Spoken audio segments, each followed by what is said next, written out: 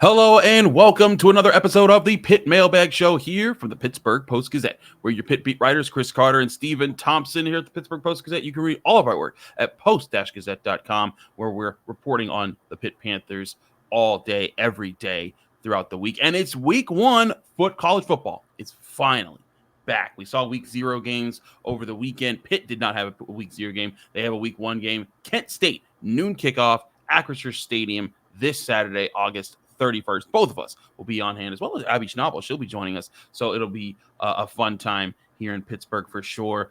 Steven, I personally am excited because we get to finally actually talk about football, not about practice, but about a game. And that gets me going at the start of the week.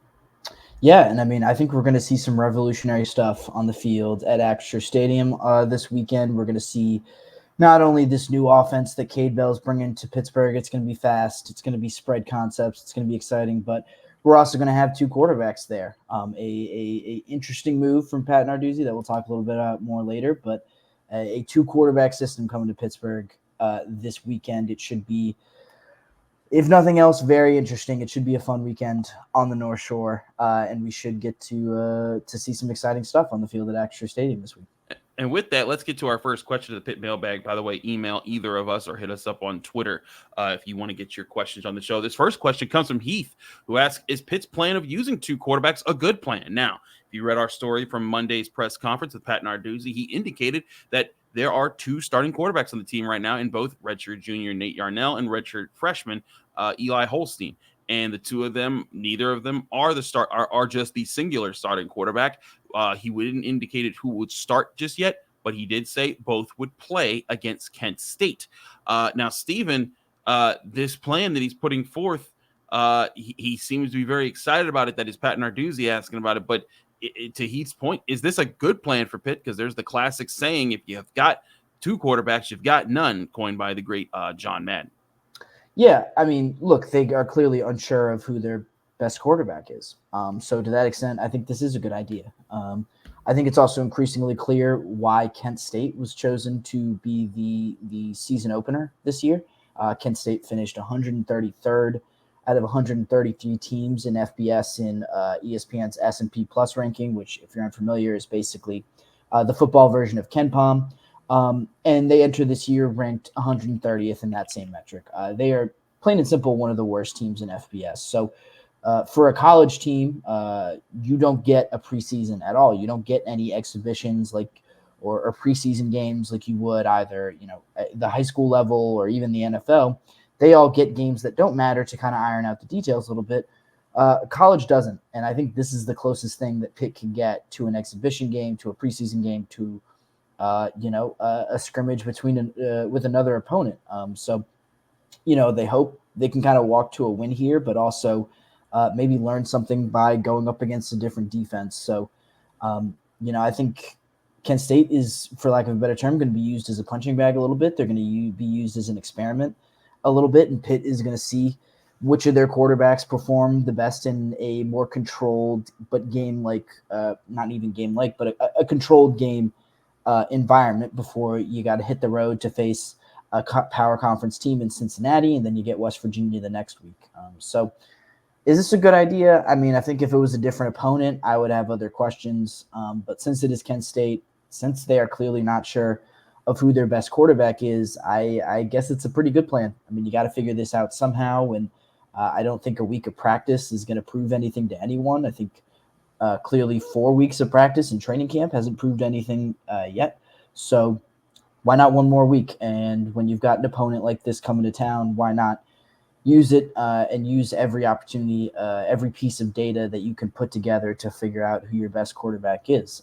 I think the only question I have is if it's necessarily smart to walk into week 1 of the regular season without a clear leader of the offense. I think that's the only thing that you question. I don't want to overstate kind of the emotional impact of, still having an ongoing quarterback competition. I think all these players are professional. They'll know what to do when either quarterback is in, but I just think it's a little odd to walk into a season opener and be rotating your quarterbacks after these guys have been on campus with each other for 8 months now. They've gone through spring ball. They've gone through training camp. I think it would have been valuable to walk into the regular season knowing who the guy is. I expected, even if they didn't share it with us publicly, that everyone kind of knew who the quarterback was going to be, the starting quarterback was going to be walking into week one, but I guess that wasn't the case. I guess not. And I agree with you. It would have made a lot of sense to have that sense of who's leading, who's going to be that guy, who's the leader, the face of your offense. They don't have that right now. And that I think is kind of a, an alarm, but again, it is like you said, Kent State, and they have a chance to get right against Kent State and figure this out so that they're not, up against the wall like when they're playing like West Virginia. If they were playing West Virginia week one, I think this would be a different story. But you get Kent State at home before you go to Cincinnati on the road. This is a chance for that experiment. And to Pat Dane's credit, did bring up a time that they had the same situation. Now, granted, this was his first year coaching Pitt when this happened back in 2015, but it was Chad Voitic and Nathan Peterman back then, and the two kind of went back and forth for 2 games, and then eventually Peterman was kind of just cemented in as the starter in the 3rd game of the season, and then he held on for the rest of the year and the year after. So this Pitt has been there before. They have done this, but is it a good plan? To Heath's question, I mean, time will only tell. And Pat, because I asked Pat directly, that was like the first thing I asked him. I said, if you have 2 quarterbacks, you have none. I said, you think you have 2 quarterbacks. Why do these guys beat that saying? And he was like, well, I thought I had 1 quarterback last year, and look where that got us. And I was like, okay, if that's the route we want to go there. But to his point, I think the thing is that he feels really confident in his quarterback. Granted, I think he felt pretty confident in his quarterback last year. I think one thing that you said touches on this, Stephen. Pat Narduzzi is not the offensive guy. And in fact, he works kind of hard to not be the offensive guy. The one thing he wants to have to do on offense is say, hey, go score me some points, or go be physical, or do that. But Kade Bell is going to be calling a lot of those shots. And I think that with this offense, you're going to see Kade Bell being the one who kind of is the person that has more of the shots to call here. So I foresee Pat Narduzzi waiting this out. I know that he said that they're waiting to see how these guys look in practice. I feel confident that they know who's going to start this game, but they both are going to split reps, and they're going to see what both have in live action. Because like you also said, they don't get the benefit of like in the NFL where the Steelers get to play 3 preseason games. You get to see them against the Bills and the Texans and all these other guys. They play each other for like 3 weeks, and then they go out there and they start playing other teams. So this is their chance to kind of have the semi-preseason feel it out type of situation. And who knows if Eli Holstein just comes in as a baller, as a gamer, because he didn't play at all at Alabama. So if he comes in and does that, that changes everything. But if Nate Yarnell comes out and he is polished, looking good, understands the offense, then maybe that buys him some more time to figure things out and, get messy, make mistakes. So I'm with you. I don't know if this is a good plan just yet, but it certainly seems like the one Pitt is committed to. I do believe in having a starting quarterback, and I thought it would have made sense to just make Nate Yarnell your starting quarterback, and then if he does poorly, then you could put out Eli Holstein. But this way, you're not supplanting Yarnell right away, and you're giving him the chance to prove himself. And if he doesn't, then you go get the younger guy. But hey, we'll see how they play this out.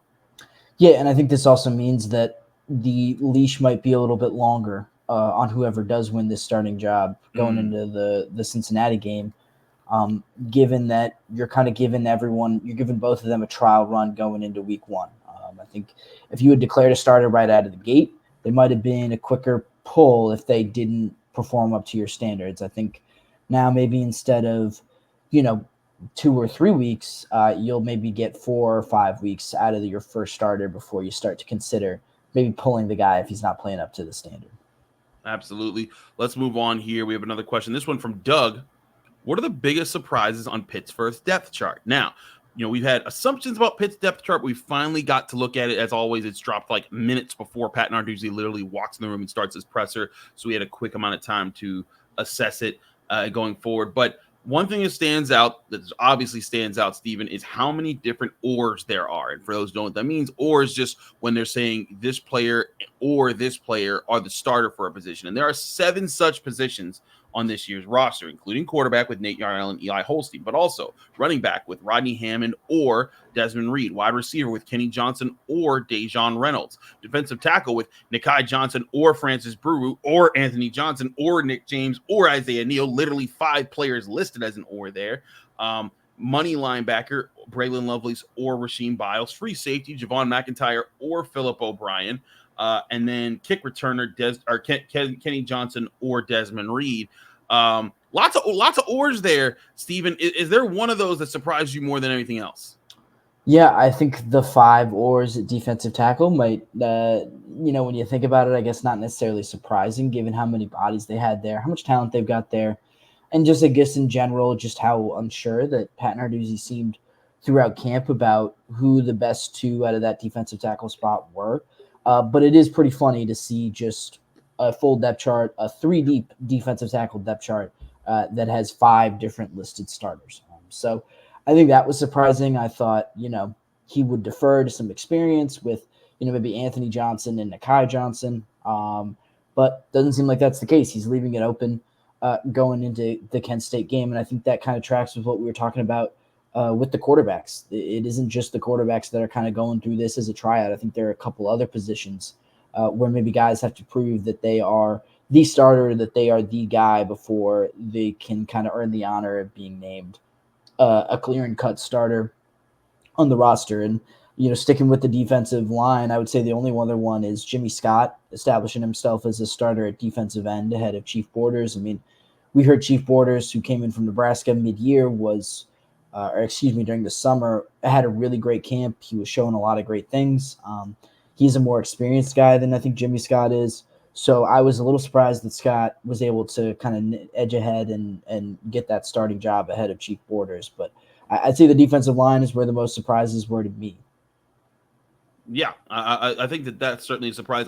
Among that is that the surprise for me is that Francis Brewu is listed as a starter. Like, that's a true freshman. And listen, we've talked about how this guy's yoked. He's listed as a freak athlete. Clearly, he is built special. But I don't think we've been covering Pitt together, you and I, Steven. I mean, not on the same beat, but not on the same outlets. But we've both seen each other on the beat for years. We've seen plenty of depth charts. I don't think I've ever seen a true freshman start week 1 with their name bolded as a starter there. I think that speaks volumes to Francis and the progress that he's made. So that's one of my surprises here. If I was to pick another surprise, I mean, in general, it's just it is but a surprise, but it's not a surprise about how they handle the quarterback situation. I thought that Pat likes to keep everything close to the vest. I guess my biggest surprise is that I thought Rasheem Biles was going to be just straight up the starting money linebacker with the way that he looked in camp. Braylon Lovelace is an or with him, but I think that again speaks to the volume and the depth that this roster has at multiple positions, including linebacker, which you and I wrote several times about during training camp as one of the more impressive groups on this team. Maybe it just speaks to how strong that room is in total. Yeah, and I think that kind of tells you. I think I think you're right that it speaks to the depth of the room and how strong it is. And I think it just speaks to, I mean, I thought Rasheem Biles was really the strongest money linebacker that they had, but Braylon Lovelace, I think, is just kind of one of those guys who's too good to keep on the bench. So they are going to rotate through all of these guys, all of these 6 linebackers that are listed on the 2 deep. While those guys are the only ones listed as an or, Key Thompson is still going to play at Mike linebacker. Jordan Bass is still going to play at star linebacker too. They're gonna rotate these guys heavily. Guys are going to play different positions. So, if you are a Braylon Lovelace or Rasheem Biles fan, don't worry. You're going to see all of them. If you're a Key Thompson or Jordan Bass guy, you're going to see all of these guys in the mix pretty frequently. I will also say, I mean, I quite honestly, maybe this was a little off the wall, but I was a little surprised that Rodney Hammond was also listed as a starter alongside Desmond Reed. We have just heard so many good things about Desmond Reed. I thought the coaching staff would kind of, respect him and give him that starting job kind of solely right away. But, I mean, Rodney Hammond just quietly seems like he's continued to have a good camp, continued to hold on to that starting job that he held in name for a lot of last year. That's the other thing. I mean, look, Rodney Hammond was the top running back on the depth chart for most of last year, but and even though he took the vast majority of the carries, he was splitting them at certain times with Sibo Flemister and Daniel Carter and some other guys as well. So I'm interested to see how the running back rotation shakes out on Saturday because that was one that I didn't really expect as well. And you touched on the quarterbacks. I mean, I thought, I'm not necessarily surprised that we got an Orr, but I kind of expected that Pitt would know who their guy was and they just weren't telling us. Yeah. And that we would learn on Saturday who the guy was. But I'm pretty surprised that they're going with this rotation. They're going with both guys getting some reps against Kent State as opposed to just kind of keeping things that they already know under wraps, which I think is interesting. Certainly. Let's move on to another question. This one comes from Gary, who emailed us this question. Can Pitt's offense gel quicker than last year and the defense also be better? Which I guess in Gary's question, can Pitt just in general be a much better team this season? Steven, I think one, they kind of have to gel faster than last year because they didn't gel at all, right? But I look at Pitt's offense and I do see a potential for a completely new identity, for how they've worked on things. Like last year, I mean, if you go back off of the first year of Frank Cignetti with Pitt in the most recent iteration, that offense was Izzy Abanikanda takes over the game, and then you kind of play off that energy. And when you didn't have Izzy Abanikanda and that offensive line dominating, it kind of took away from everything, and the quarterback play also wasn't good, and that kind of just all fell apart. This year, you have several things that could go, I think, in your favor. You have talented running backs, you have talented receiving options, you have a quarterback that you feel might be able to distribute the ball well in Nate Yarnell. Maybe you also have that in Eli Holstein, but you have a new system that's going to try to naturally open up some more of these guys with their own schematics. I think there's promise there. But with these types of offenses, when you get a new one, it can be tough. Take some time for guys to kind of find their footing in here, despite how confident they might sound about it in training camp. I do think this defense will be better than last year's because I think that their depth is improving just as far as young athletes that they have and guys that can fly around the field. But I think the question is still going to be about this offense. Can that come together faster than what they've seen in the past couple of years? Yeah, I think this team is going to be significantly better at the end of the year than they will start. I think the defense is going to take a minute to come together. They are not. I'm not going to expect them to look particularly good against Kent State or Cincinnati. There are just too many new faces, as talented as I think they are, for them to gel really quickly. The offense, I think I'm also a little skeptical in their ability to get everything organized and get everything together right away. Like I said, just not only too many new faces, but too many new the scheme parts being of the new. System. Yeah, exactly. And too many new coaches too. They're just organizational things on game day that I think you got to work out as well before you can feel really confident in what they're able to do. But I think this also points to I do think that Pitt is going to be better than last year. I think we've talked about that a little bit, but I just think the level of talent on this team is higher than it was a year ago. And I think there was such a low bar set last year that it'd be really hard for them to not be better than last year. So I'm all in on the defense being better than it was last year. I think the offense kind of remains to be seen, but it'd be hard to get much worse than they were last year, or hard to be worse, period, than they were last year. So to Gary's question, and I think the point that he's making overall, I don't think it's unreasonable to expect improvements and probably some bigger improvements. I think, the start of the schedule is really favorable, and then it gets a little bit harder as the year goes on, but that plays to Pitt's advantage when you have new faces, giving them some time to gel and maybe easing them into the back half of their schedule, a schedule that overall does not look that difficult on paper, at least as we stand here on August 26th right now. Doesn't look that difficult. I think it's fine to be a little bit optimistic, and it's fine to think about the fact that Pitt could be a lot better than they were last year. I do think there's a chance, but like you said, I think that one of the biggest things is that the details of this offense. We've heard so much about how Kade Bell he demands a lot of detail and detailed work in it. It takes time for details to set in, times to experiment, trial by fire, figuring things out and then learning from them and stepping forward. That's probably going to be a big part of the Pitt football journey in 2024. Last question comes from Ricky, who asks, will Pitt keep the offensive playbook simple like past season openers against non-power conference opponents? Now, of course, Pitt has led off. They're leading off against Kent State. Kent State is one of the not greatest programs right now, just their current situation. They're in the second year of a head coach. They had a rough year last year. They don't have a lot going on for them to become a major contender or anything in their division. But this isn't new. They faced Wofford last year. They faced Austin P and this starts to start other seasons. Pitt has used this warm-up games in different years to try to gauge where they are in several positions. And I do think that's by design. But I do think also when you looked at those games, yeah, they've kept it simple in a lot of those games because they didn't need to show a lot of it. If Pat Narduzzi won't let us watch practice and he won't even name his starting quarterback on the Monday of the week that they're about to play their first game of the season, of course he's going to keep things simple on offense when he can, because he doesn't want us to know the simplest of things. He doesn't want any defensive coordinator to know what the heck's going on with Pitt's offense and all the different tricks that they have up their sleeves. Yeah, but I think this is kind of a different situation. Not only is there a new offense that you've kind of got to get down pat before you start facing off against some better opponents, but also you're giving these two quarterbacks a tryout. I think it wouldn't be fair to Eli Holstein and Nate Yarnell if you didn't give them the full playbook to command, and the full playbook to kind of show what they're able to do with this offense at full capacity. I think that doesn't do you any favors in terms of figuring out who your best quarterback is, and it doesn't do them any favors in terms of what they're able to show. So, I don't think they're going to completely empty the playbook. I don't think we're going to see a ton of trick plays or anything like that, but I don't think it's going to be like, Villanova in 2016 or something like that, where Pitt clearly was hiding something with a better opponent kind of on the horizon.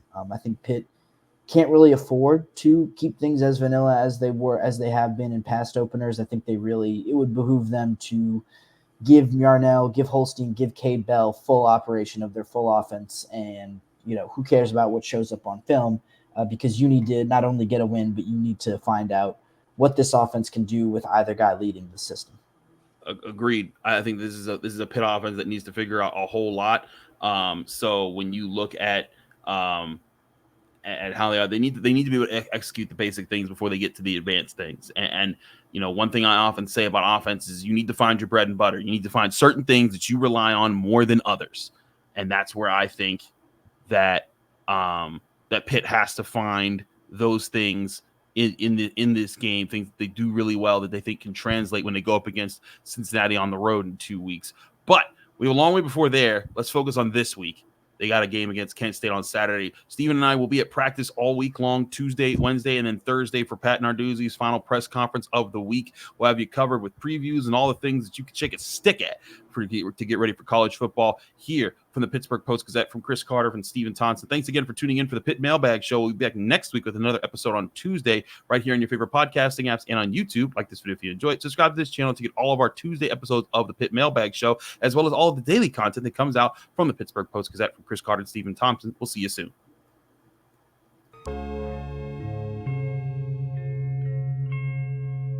Thank you for checking out this content from Post-Gazette Sports. If you watch this video on YouTube, please like the video and subscribe to our channel. For all of the sports coverage the Post-Gazette has to offer, visit post-gazette.com.